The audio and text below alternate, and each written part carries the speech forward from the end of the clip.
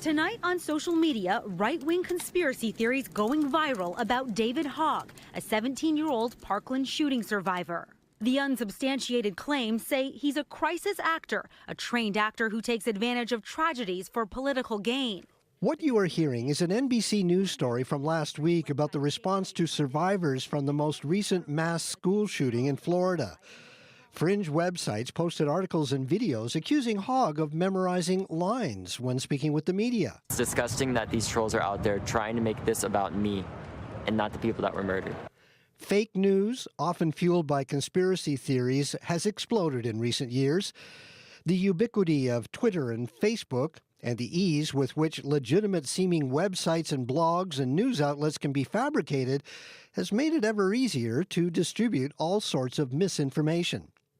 But researchers from Cambridge in the United Kingdom think they might have a strategy for building resistance to fake news.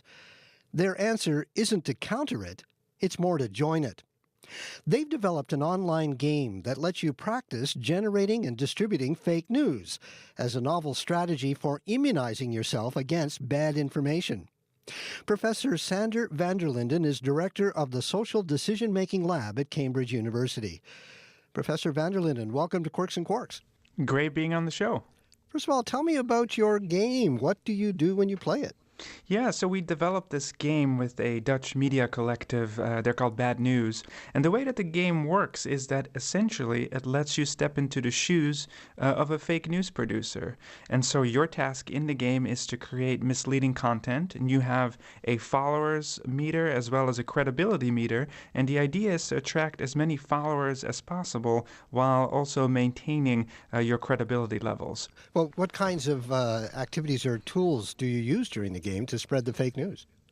Yeah, so you start the game essentially by posting something on Twitter, and then it really evolves from there. And so players can choose different paths. They can choose to create a news article, post a meme to try to create followers and maintaining credibility. And so throughout the game, you can earn 6 badges, and these badges were designed based on theory in terms of what the most common tactics and techniques are in the production of fake news. So, for example, the first badge is impersonation, and so you impersonate someone famous or someone who's in a political position and use their credibility and their reach to try to influence people. Well, we're already surrounded by a lot of fake news and misinformation. Why do you want people to do more of this?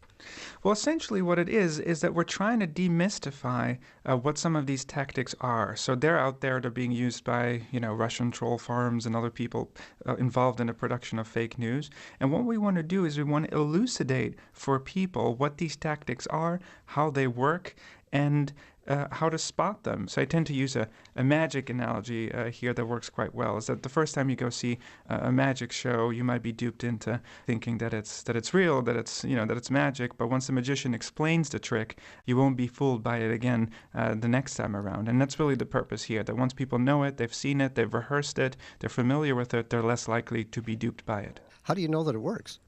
Well, we did a small pilot study with the paper-based version of the game. The paper-based version was slightly different because it doesn't have an online social media element, for example. But we went into schools and we had some teenagers play the game, essentially, in the treatment group. And so we randomly assigned 2 groups of students to play the game. And in the control group, the students just followed their regular lesson plan.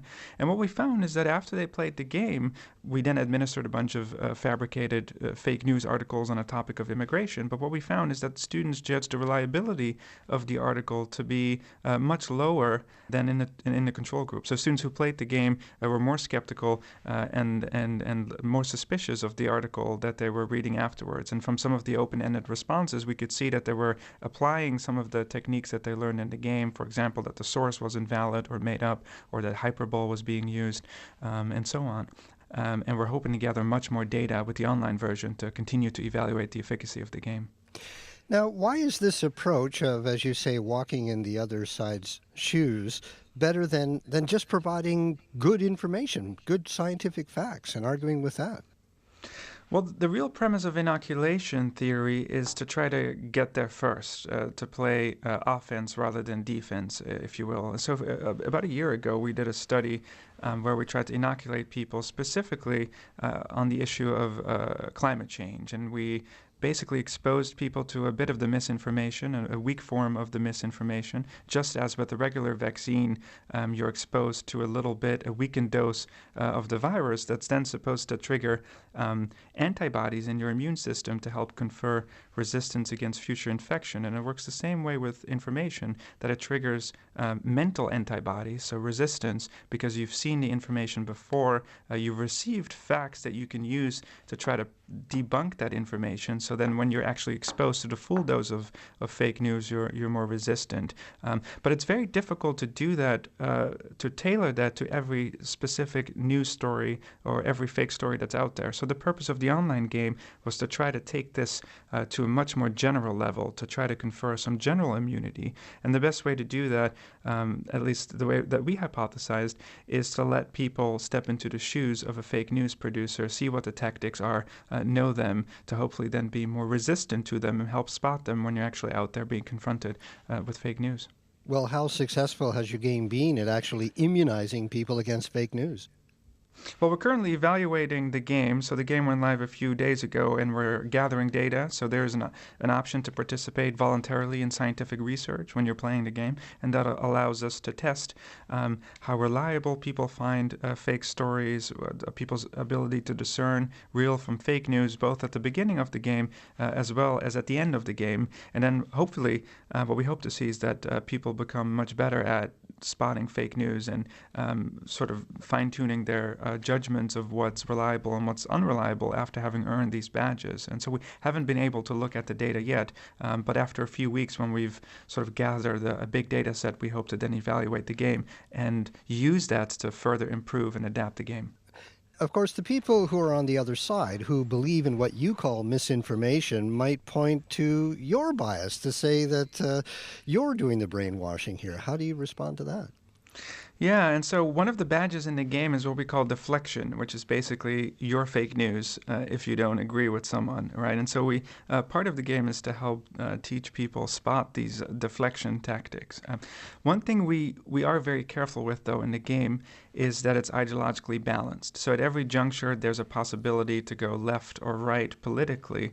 And in fact, we point out to people that it doesn't really matter if you choose to attack the left or the right. What matters is that you polarize people, because that's the strategy that's being used against you, regardless of what side you're on. And that's really one of the key purposes of fake news, is to drive people apart. And so we hope to sort of help people recognize that regardless of their political preferences. And so in the game, you'll find left-wing examples, right-wing examples, and it's really not infused with an ideological preference for anything. Dr. van der Linden, thank you very much for your time. My pleasure. Professor Sander van der Linden is director of the Social Decision-Making Lab at Cambridge University. If you'd like to test your ability to spot a fake headline from a real one, take our quiz. You can find it and a link to their game on our website at cbc.ca/quirks.